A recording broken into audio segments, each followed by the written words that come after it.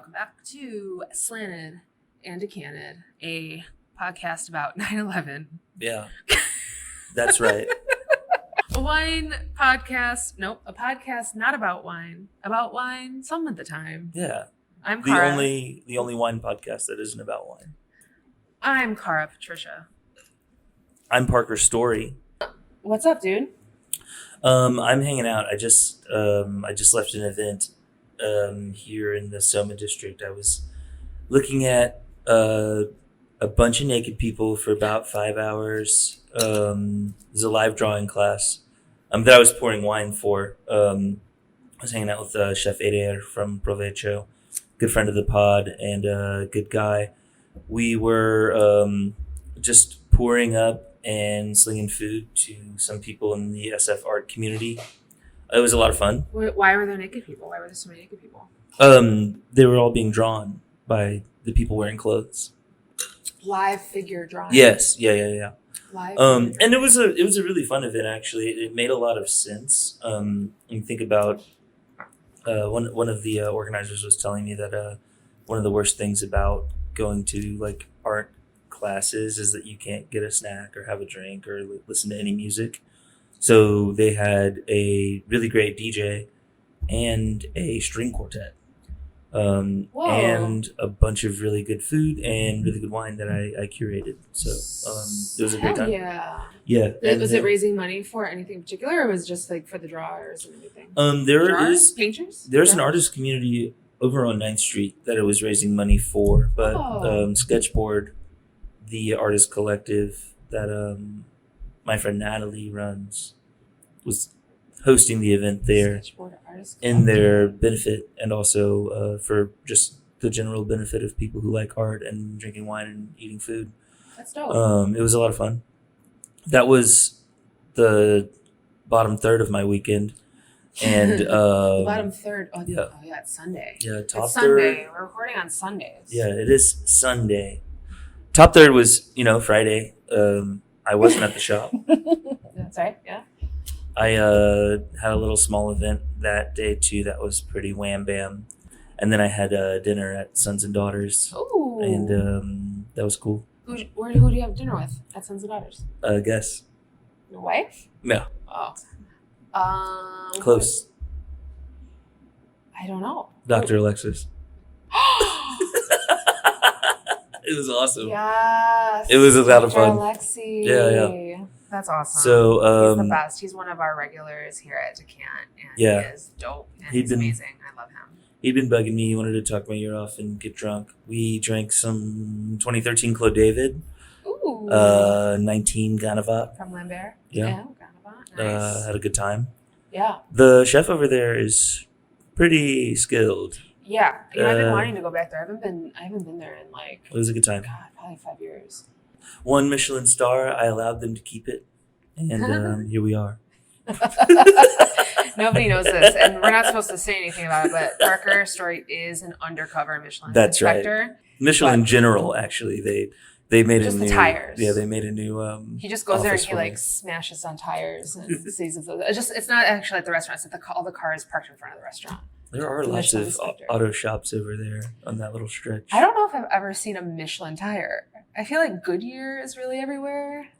Is there other tires? I mean, those are the only 2 tires I think I know. Goodyear, Michelin, Firestone. Oh yeah, Firestone.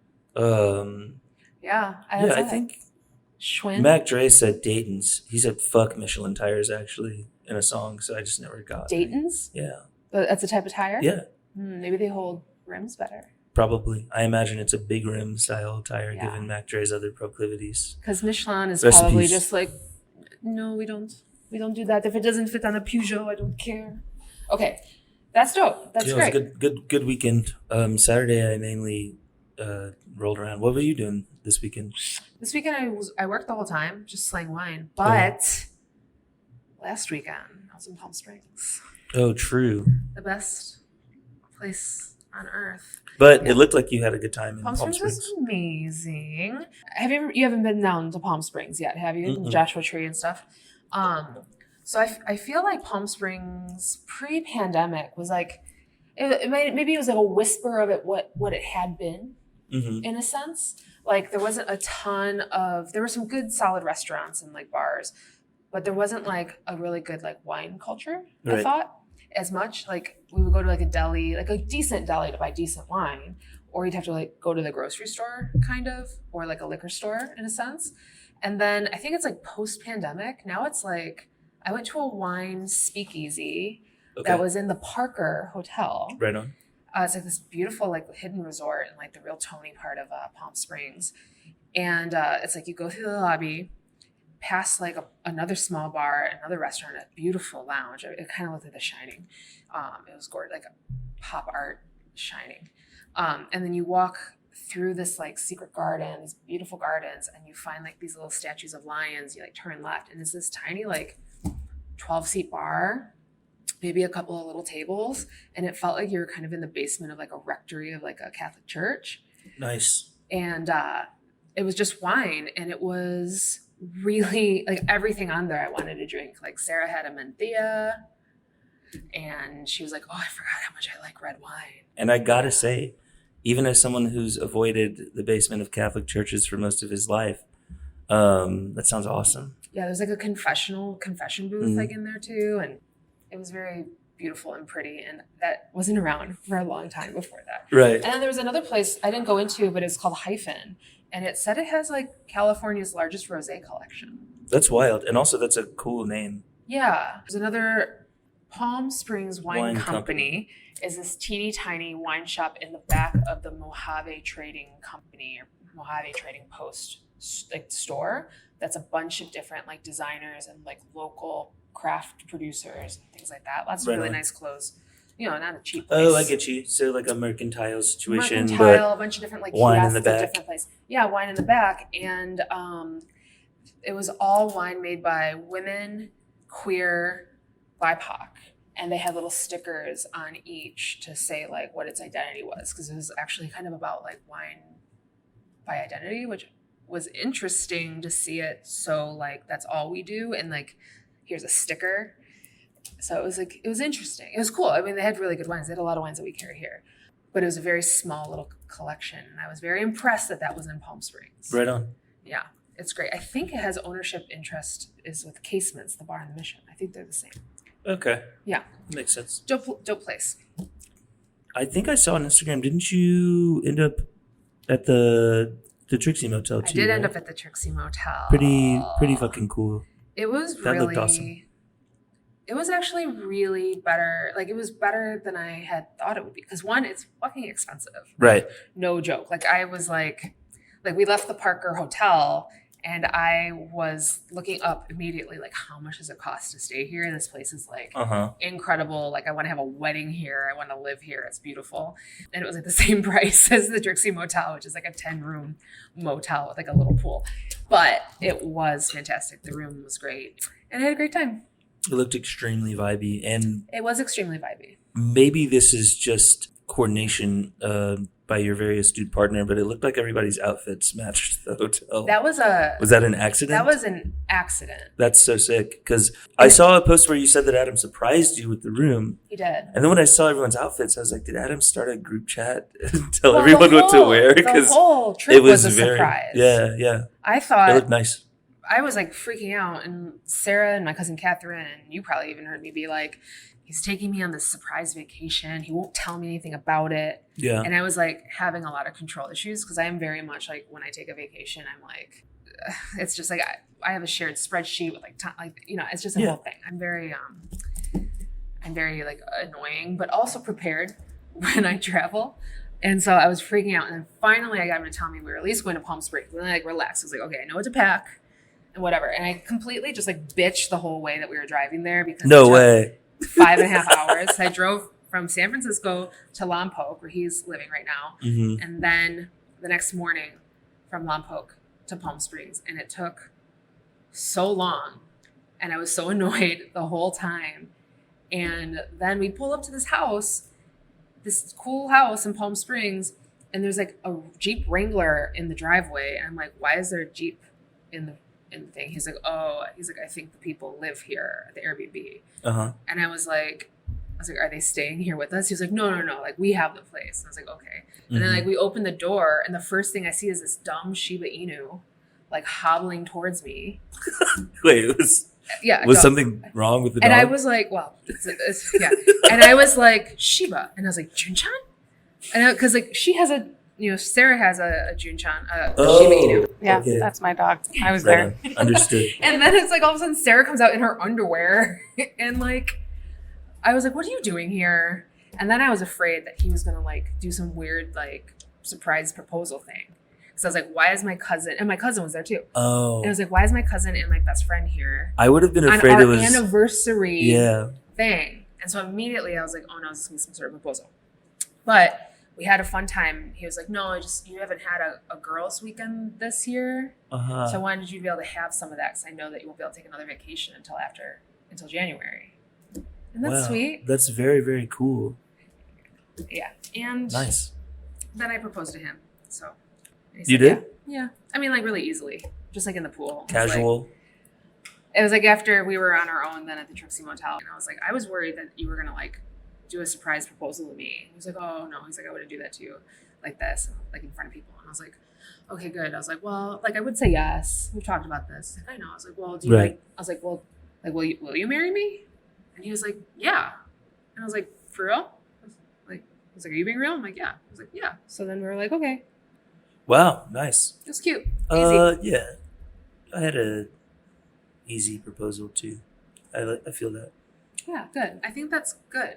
I don't like the whole stories in the restaurants and the hiding a ring and a cake thing. I mean, like walking around somewhere and there's like some couple who's like implicated like 50 people in like a situation. I feel like that's entrapment. Yeah, it's crazy. Or like a basketball arena.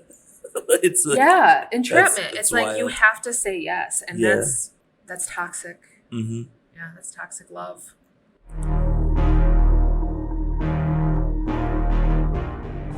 It's good to be back on the mic and with some wine that feels kind of like work. Let's be honest. No, we're not blinding it. It's just it's really pretty. It is like a beautiful light, cherry color with a moderate core. It fades out to like a nice little pinkish cherry rim. It's translucent. It's gorgeous. It's clear. It's pretty. It's bright. Smell good. It smells very well made. Pinot Noir. Yeah, it's definitely has to be. It's 100% Pinot Noir. It's definitely Pinot Noir. And that's great. And it's probably from SoMa or Oregon. Right, yeah, it's a little. It's gorgeous. Okay. Yeah, anyway, we'll figure it out at the end of it. It's beautiful.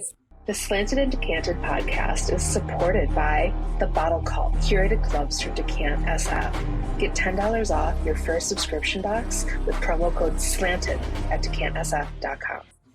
Okay, so I had an idea that maybe one thing that would be kind of fun to do is talk, because I feel like we're going to have some guests, and some of these guests are going to know a couple of 2-3 things about wine, right? So I think it would be nice to kind of have someone on here that is around wine, drinks wine, but hates anybody talking about wine, hates to order wine, hates to buy things, doesn't want to think about anything, just makes me buy it for her. And so we are going to invite Sarah Rodriguez, our beautiful, talented artist and producer of this pod, to talk a little bit about wine with us. Yeah. I don't know why you would want someone who doesn't like ordering wine, talking about wine, to give their opinion. But I'm also not sure why I'm producing this when I am not. I think that's actually better, right? That's the point. That's kind of the MO. We were like, let's find somebody who doesn't know how to produce a podcast to produce this podcast. Exactly. The wine thing too is, I'll say this, in my view, it can be really exciting to talk about people, to talk to people who don't know anything about wine, like say, like if they're, eager and gregarious custies. It can also be mortifying. There's a huge collection of like very accessible like buzzwords and catchphrases that people will use to kind of navigate wine conversations that you hear over and over again. Okay. Take a sip of this wine that you picked for us. So you know what it is. Do you remember what it is? Not really. Do you remember what the grape is? Yeah. Is it a Pinot Noir? Because that's what we thought. Yes. Okay, good. Thank you. Okay, so tell me, just in general, anything you know about Pinot Noir. Just anything. Like if you're like, anything. Just tell me anything. I know that it's tasty. Yeah, and that I like it. Good. And that it's like, quote unquote, easy to drink. Mhm. Okay. I just feel like it's delicious. I love that. That's great. What do you like about it? You said it's easy to drink. What makes it easy to drink for you? It's just like consistently good. Mm-hmm. Yeah. But then when you get a real good one, you're like, oh, okay, I get it. Yeah, for sure. I like All that. Pinot Noirs are good. But I you Would mean, you guys agree? Is that true? I don't think all Pinot Noirs are good, but I think Pinot Noir Yeah, has a those are higher success rate of being decent than lots of red wines. But you can have really bad showings. I But think. you have had the experience of being rizzed up by a particularly good Pinot Noir. That's what you're saying. Well, I feel like I've. You've danced with the devil. I mean, I don't know. Have I, Cara? You would know. Yeah, you've I mean, drank we some. drank some in France. Some baller. Oh yeah, we went to Burgundy together in Yeah. 2010. Nice. I feel like that's when I really learned. Well, that's when I learned that Pinot Noir was like in Champagne and stuff. Yeah. Mhm. So And then I was Champagne, like- went to Burgundy. We went Okay, it's a good grade. went to Lyon, drank a lot of Gamay as well. Nice. When Yeah, you're that's at crazy. a restaurant, right, and say like the sommelier or whoever, you want to order some wine with your friends. You're not with me. You have to choose the wine yourself, and your phone is dead as usual, so you can't even take a picture of the wine list and send it to me. Okay? You're a dead phone person? Oh yeah. Damn. I charged her phone I like throughout. to ride on the edge. Oh my god, we got here. First of all, we were at dinner, and I looked at her phone, and she had 15%. She didn't even have low power mode on. Mm-hmm. Nice. Okay, Who cares? and then when we got here, I plugged her phone in. Right. When we were in Palm Springs, I just kept plugging her phone in for her. It's crazy to be a dead phone person who doesn't drink that much. That's just wild. She's always been like that, like Brain 14 chemistry. years old. That's nice. It never dies though. That's the thing. I can ride on 1% Ah. for like days. Okay, Yeah. whatever. Okay, so listen, wine. Okay, so you're at a restaurant. I'm not there. Okay. You can't take a picture of it. You can't send it to me. How do you tell the sommelier or the server or the captain what you want? I will. Can I be honest? Yeah, 100%. This is my nightmare. Uh-huh. You want to know why? What? Because I feel that I'm not getting genuine recommendations most of Really? the time. Yes. Really? Why? Is like if there's a server or whatever, and they're like, I'm looking at the wine list, and they're like, what do you want? And I like say something stupid like, oh, I want something like earthy. Like, I don't know. Yeah. You know what I mean? It's so Like, hard for you even to say that. well, I'm just saying, like, That's let's say I fine. pull out one of those stupid It's words. not stupid. Well, whatever. You know what I'm getting at. Is Or it? like, I'm No. like, oh, I want something like dry, or whatever. They just kind of like, they're not always, but I feel like they're rolling their eyes and they're like, they don't care. So here's what I would like. Can I just say, here's what I would like. Yes. Okay. What would you Let's like? hear it. I don't want to have to like stumble. See how I'm stumbling around words, just trying to think of like descriptors. Yeah. Because, Yeah, like, yeah. Totally. it's not normal to do that. Okay. What I would like is them to tell me, Mhm. which is what I like with you. Like, okay, say I'm ordering food. Yeah. I want them to be like, oh, you're ordering food? Hey, if you want a glass of wine, this would go really well with your food because of this. I don't want to have to like hunt around and figure out what I want. I want someone to just tell me what's good and why. I And get then that. I make the decision based on what they're saying, Yes. if I want that or not. Because Yes. I don't want to have to try to fumble around with words. I would prefer them to fumble around with the words and me Yeah. to be like, yes or no. That is actually perfect. I think- love that. I get that. I think it's a valid request, and I also know that people like to be psychos and play mind games on the floor with their guests. See? You know, So like, it's not just me. People do it. I do it. What? See? It's funny. Okay. No. And listen, Mm-hmm. to what I'm going to do, the goal and the trajectory and the objective, which is achieved with 99.9% accuracy, is you getting the perfect wine for you. But it is funny to be like, huh, I have to talk to this person because I'm at work. I'm going to make it interesting. Okay. You know what I mean? I disagree. I want to find out. I want some information from you as the guest of like, what do you like? Right. Wait, but why can't you just? That's part of it. Well, no, that is part of it. But it's like, It's a for fact-finding example, mission. it's deductive, Like right? the guys who found all those fake weapons of mass destruction in Iraq. Here we go. That's what I'm doing. Here Every we time go. I'm on the floor, I am basically one of those guys. And then you're coming back with a lie and you're Yes. selling a war that doesn't exist. Great. Yeah, like I did to Dan Yoder with that Burgundy. Fact-finding mission. He's the best. Yeah, it was great. And I undersold him, and then you yelled at me for underselling him. And then clearly he wants to buy us an insane bottle of Burgundy right now.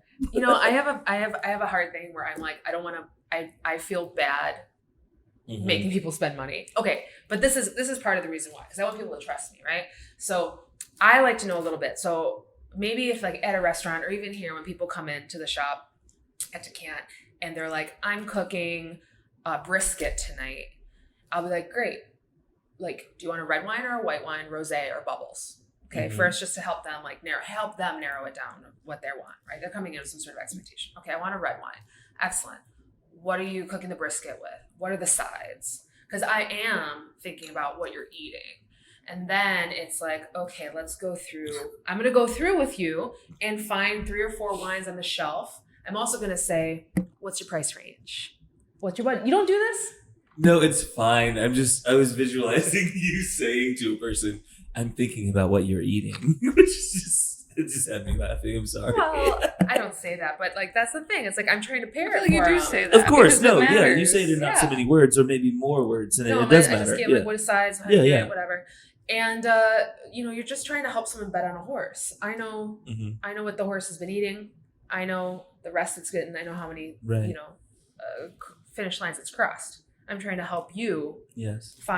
get that good information. So that's what I do. I go through the fact finding mission. I like to find it. I ask the budget. Always make sure you ask the Right, budget. of course. When I go out to eat, I tell the sommelier. That's number 2. I'll oftentimes tell the sommelier, like, I want nothing over $95. I want it to be white, and I want it to go with at least like 3 of the things that are coming to the table. And they go do that. Right. They give me 2 options, and I pick which one I want.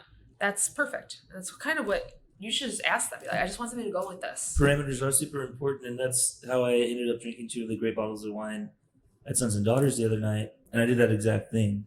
But yeah, I still like trolling people when I'm selling wine. It's fun. Well, when people come in, they say they're going to get a gift for someone. I'm like, well, what do you know about them? I always go, well, do you like them or do you have to get them? That's a great question. Yeah, it's And like who's do it you want to get them for? something? Is it for your boss? Is it for your dad? Yeah, Is it yeah. for like you're going to a housewarming of someone that you don't Are care you about? sorry about something? Completely, because that definitely changes it. Yeah. And then with that, what's your price range? Like if it's a special occasion, you're doing up to 100 or whatever, and people will be like, it's amazing how people are like, under 75, under 100, under 200. Right, And it's like, great, well, that opens up the whole fucking place. I might show you a $36 bottle that's fire. Yeah. And I might also show you a $116 bottle that's amazing. But I'm giving you those options. Yeah. But I do ask, like, are they outdoorsy? I like to ask just questions like that sometimes. Yeah. Like, are they adventurous? Do they like to go out to eat? Do they cook? Because lots of people come in and say, I don't know anything about wine. But they know a lot more than they think they do. Yeah, people just don't like to feel like they don't know what they're talking about. There are many healthy inferences you can make just on like ambient knowledge you get from having been a person who drinks wine for a handful of years, or eating at restaurants, or talking to annoying people who work in wine. Sarah, if you crave wine ever, what is it? Like, have you ever needed to scratch an itch? Since it's not something that you think about or like super care about. Yeah. If it does occur to you like, hey, I would really like some wine, what is that wine? Like if I want to just have a little something, like I usually will have something super light, because I'm not that I'm like, oh, I'll just have a little taste with whatever. But if I want to sit and drink a bottle, that's different. I'll choose something different.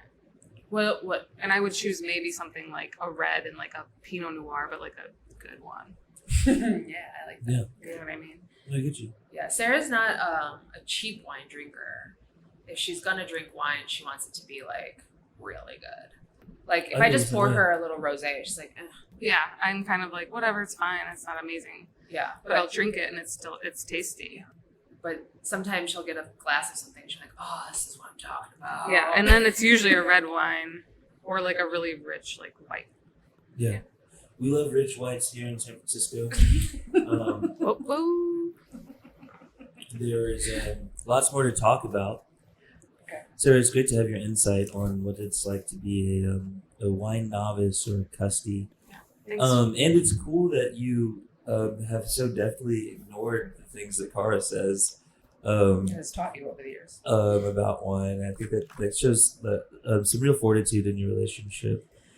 She's extremely stubborn. Yeah, That's right. She loves Gruner Veltliner though. nice. That is true, and she loves really nice Chardonnay, as we all do. Seems like you have good taste. Gavin Newsom was asked about his favorite wines or something, like his treasure wines. And one of the So Gavin was asked, what prize bottle of wine do you have set aside for an extra special occasion? And he literally said first that it was like Robert Mondavi Coastal Chardonnay, right? $10 bottle, whatever, right? Nice. Yeah. And then he said, quote, that's my political answer. Right. And I want to go on record with that being my political answer. Nice. And then he said, this is where your political consultants, I think there might be one or two here, this is where they're not going to like my answer. Right. He said his favorite bottle that is set aside for a special occasion is a bottle of 1947 Cheval Blanc that is currently estimated value is $21,000 a bottle. Wow. And so my question is, drink it or dump it, that being his favorite wine, and also pretending he's a man of the people. You know what? I have a lot of mixed feelings about Gruesome Gavin. I like that he was upfront about his fake proletariat wine answer, even though he did mention a Mondavi label. There's no room in this segment to talk shit on Cheval Blanc at all. But I'm saying, dump it, dude. I think it's the type of label drop you do when you are kind of in and around wine to the degree that guy is. He doesn't look like a real grinder. He doesn't stay up late drinking wines like I do. I think he's on the sidelines. I don't like that weird smile he has. That's just like the I just had sex smile all the time. Like that's so fucked. Probably did. I'm not into it. Yeah, the Mondavi swill. That's a cool joke for the type of people who would be in that crowd. But yeah, when he mentioned the Cheval Blanc, that is when I lowered my rifle and left the venue.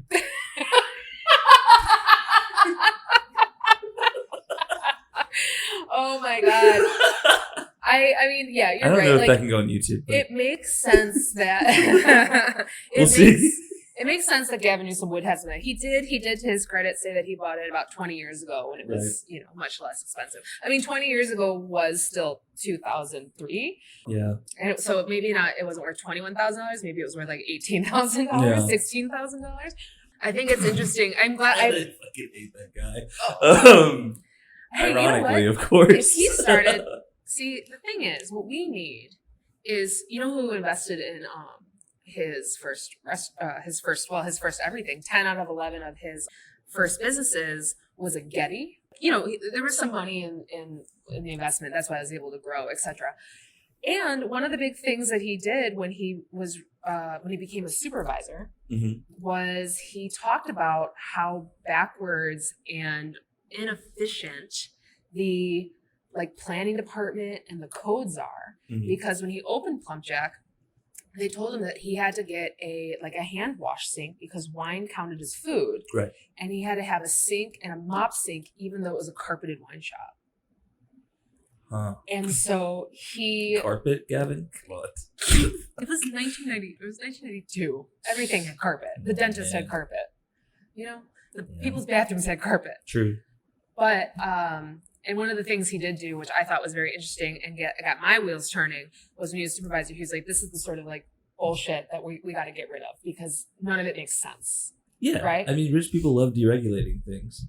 Well, also, like, he was like a store owner. And I could tell you right now, there's a lot of things if I became a supervisor that I would change about the bureaucracy and the red tape there is just to have a fucking wine shop. That being said, I could also be governor one day if I can find a Getty or someone like it to just invest in my dreams. So you're dumping him in a Cheval Blanc. I'm dumping it. I don't like the cheeky stuff. Gavin, if you were going to talk about some Blanc, like some real fucking farmer wine that's, you know, cheap as hell and would have some sort of like symbolic meaning. You know, there are many things that don't have the name Mondavi on them that you could have name dropped. Even out of the Golden State. Do you think Gavin Newsom has ever had a pet nat? Yeah, because I think he hangs out with 23-year-old girls all the time. Let's go. Okay. I love that. I love it. I love it. However, I do think that it's very difficult to like have that sort of wealth where you have a $21,000 bottle like hanging out and like still act like you know anything about anyone that's actually lives in your state. Yeah. Other than all of the people who donate to your campaigns. That's all. Yeah, that would have been drink at my house no matter what. Like, it's like, also, 1947 is like, what other special occasion? He thinks he's going to become president. That's what he's waiting for. Just to watch. Okay.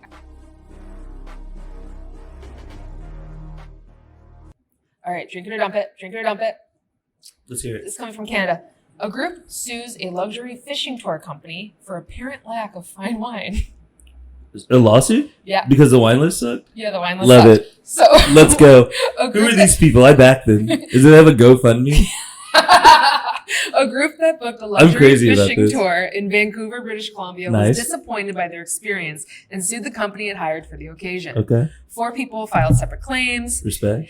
Each person spent well over $5,000 each booking the experience, and all their allegations were the same. Mm-hmm. So the website of the booking for what was promised to them was accommodations, 5-star meals prepped by a professional chef, which included seat-at-table meals with Dungeness crab and wild salmon, premium wines, decadent desserts, everything that you need for fishing, etc., etc.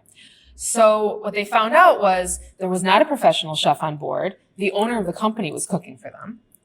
Yo. And instead of fine wines, it was boxed wine served in decanters. Word. So they sued for this. The tribunal found that the company breached the agreement by failing to provide the guides and some other things to the guests. No way. And the professional chef and the 5-star cuisine was also something that was breached. But they were not sure about the premium wines being fine or not, whether they're boxed or not. Because I think the definition for premium wine, probably, maybe this is in it, is literally like anything over $14. That's what's up, dude. So they all got $1,000 each as a settlement instead of the $5,000 back, most likely for the food part of it. Mm-hmm. The wine thing, they weren't quite sure about if it counted as premium. Boxed wine in decanters. Yeah. Drink it or dump it. They sued for not getting good enough wine. I'm drinking and dumping. Yeah. Here's what. This is a class issue. Because 100%. These people who are spending $5,000 to go out to see each, like, I understand it's a large chunk of change. Not something I want to do or could probably do right now, especially not with a gang of friends. But, you know, let's have some perspective here. A lot of really, really bad things have happened to wealthy people when they get on sea vessels recently. And getting some boxed wine and some salmon and some questionable salmon is probably the best deal, you know, based on like other recent wealthy people going into the ocean. So thank your lucky stars, count your blessings, drink your plump jack, and you know, honestly, you know, that's the part that I'm dumping. Like, I don't like the lawsuit. I'm kind of drinking that they brought the lawsuit, though. Speak up for yourself. If you see something, say something. If you see somebody pouring wine out of a box, like, you say something to someone. Now that is the most egregious part to me. Box wine decanters, because I feel like if you're going on a fishing expedition, the wines probably aren't going to be like amazing. Like even in first class, the wines aren't that good. Business class wines aren't that good all the time. Yeah. Whatever. I don't like Cathay Pacific, but whatever. Yeah. But I feel like your expectations for like quote unquote premium wine has to be lowered, because premium has the definition is literally like the price point. It's one of my least favorite words used to describe anything. I know. It has to do with like the type of gas I have to put in my car, but also the fact that you're right. It's a premium in your car. Yeah, it's like. Wait, what's 87? Is that just regular unleaded? I believe just regular premium, and then what? I think, like super unleaded or Supreme, depending on where you're going. This is like 92. They should put the actual Supreme logo. Yeah, just change it. Everybody would push it. Yeah, it'd be sick. They'd be like, I'm absolutely just paying way more. I'm burning Supreme fossil fuels. Dude, yeah, that's cool. I'm burning Vetements, Raf Simons fossil fuels right now. I don't know what your car uses, but this shit costs $10,000. This has all to do with the wine person thing in general. At a certain point, there's kind of like that meme of the fork in the road with like the bright shining castle and like the dark gloomy castle, but it's like becoming obsessed with like fancy things in general, or just like understanding the quality of things. Yeah. You know what I mean? Yeah. I see a lot of wine bros who love premium wines who only ever post bottles in their left hand because their watches are on that hand, right? Like premium guys, like, premium products. Hashtag luxury luxury lifestyle. Yeah, which, Hashtag luxury life. I do ironically because I'm always bragging about my 2004 Acura. Wow, that's a lovely step up. It's a cool car. It's very cool. That's dope. And it cost me next to nothing, which is the best part about it. Yeah. You know what I mean? It's a perfect condition. It's like a Nas style automobile, which I think is great. I love it so much. Yeah. Leather seats? Yes. Ugh. They are leather. It's a great car. I love being in the side. Seat warmers, it has pre-programmed like positions in the chair, so you just have to push a button and like. I love, and some of my best memories are being in the passenger seat of an Acura, slid down in those leather seats, like smoking a joint while driving. Yes. It's like with great. Tinted windows, cracked. I'm driving a couch. Oh, I love it. You know what I mean? It's very dope. Instead, I'm like, I'm going to get a compact. Mm-hmm. But, those new cars, they make your seats all action-oriented, so you're always you're engaged, alert. Yeah, you're right. I want a lazy boy. Just slide back. Yeah. So you can't even see me from the window. We used to be a proper country. Yeah, that's true. We used to have more. Let's make America Acura again. Well, okay. Dumping it. Killing it. I will say, to wrap up the swindling of the Canucks, I do want to meet the owner of the business. I want to know what he's cooking up. It's hilarious to call yourself a chef and just not be one. I feel like recent restaurants in Oakland closed because partially with that. Yeah, you know what I mean? It'd be crazy to do something like that on the ocean. That would be crazy to be like, we're a Michelin star chef. And it's like, you were a back waiter at a Michelin star restaurant that you got fired from. Yeah. That'd be crazy.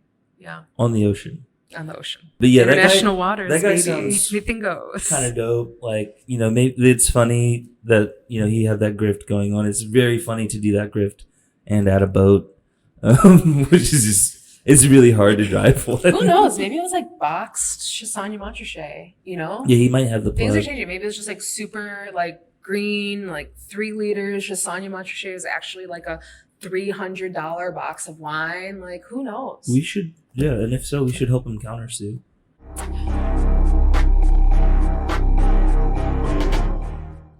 It's great to have a wine-related episode. Cara, thank you again for keeping us on track there. We were able to...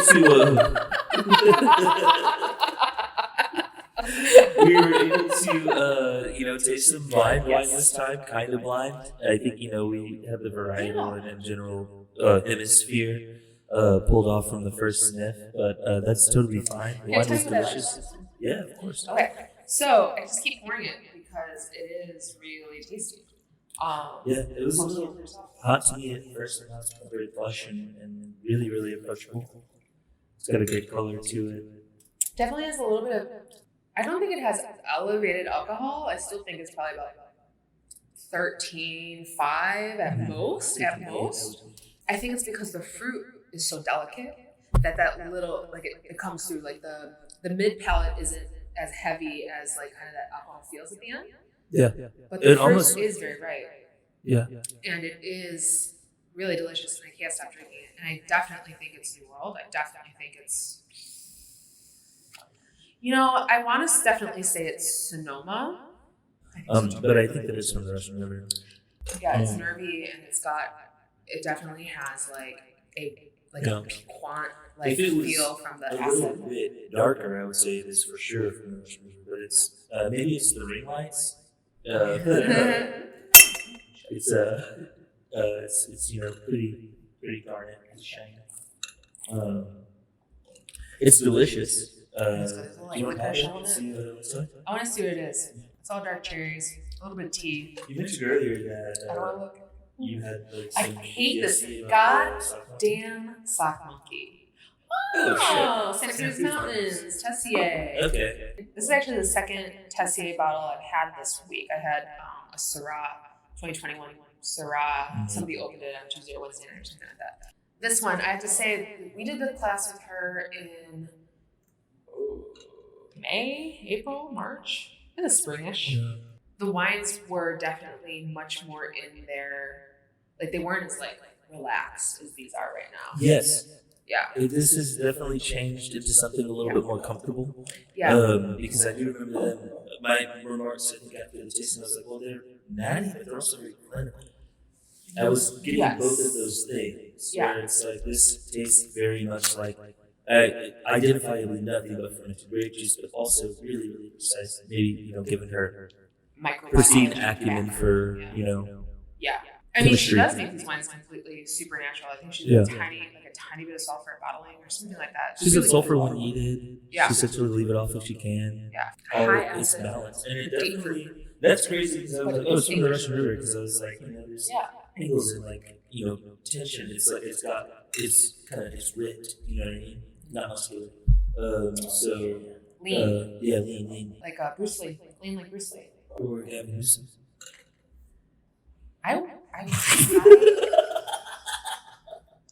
Honestly, and I'm gonna sound like a little bleeding heart Clintonista. Nice.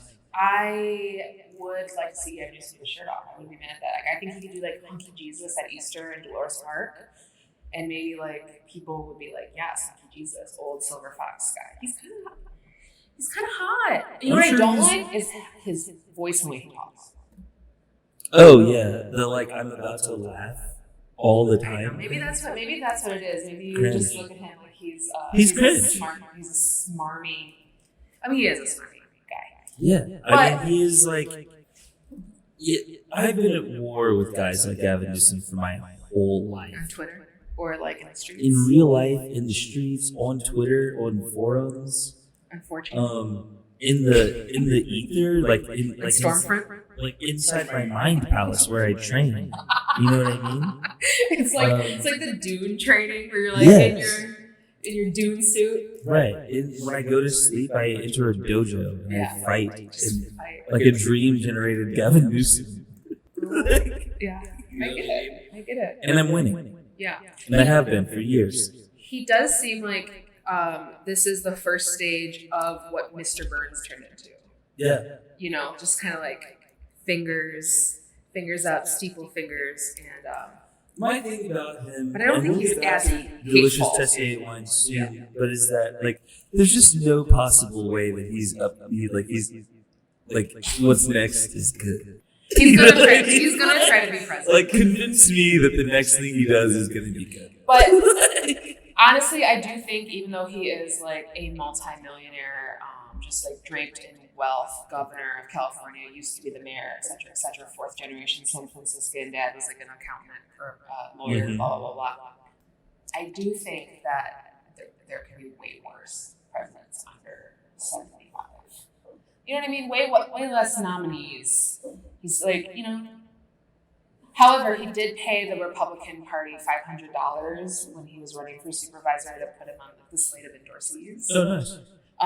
Which, That's slimy. Well, it also just shows like the Republican Party didn't care. He ran on. Not at all. No. I think he ran uncontested or something. Look, I don't know what 2024 is going to look like because, frankly, everybody's been really quiet about it. What with Joe being in the shape that he is, and also Trump being basically in prison. If they're going to let him run his campaign, like doing it from jail would be a lot funnier than doing it from Mar-a-Lago. And I think that they'll probably just lock him up there. But what I will say that is, if Trump gets canned and we get Vivek, I would love to see him and Gavin because they have. So it'll be like an East Meets West of like rich, shitty guys.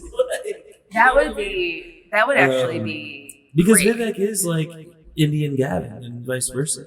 Well, Vivek is fucking like Silicon Valley. I am the product of everything that you made happen. Well, yeah, I guess you're right. That's Vivek is like Bane. This is cool. Yeah. And Gavin is Batman, where he's fighting for the rich but pretending it's for the people. I love this. Yeah. Vivek was born in the darkness that. Hey, Gavin. Sarah, when you get home, could you make a Vivek and a Bane mask type image macro for me? You can search on like Parlor and you'll search Discord and you'll find it. Yeah, you're right. Yeah, that's already been made. I mean, I don't think there's that many people. You'll find like 100 of them with Trump. If you're a Vivek Groiper, hit me up. I want to see what kind of images you've made. You gooning for Vivek? The wine's great. Christy, thank you so much. Yeah, this wine is great. It's in a great place right now. Yeah. The wine has hit. That's right. I think that does it. Okay. Well, bye. Thanks for joining us again for another episode of Slanted and Decanted. Oh, yeah. The only wine podcast that Cara and I produce with Sarah. My name's London Breed. Oh. And I'm Brooke Jenkins. And this has been San Francisco is a Death Spiral. That's right. Oh, we didn't talk about any of that shit. Good.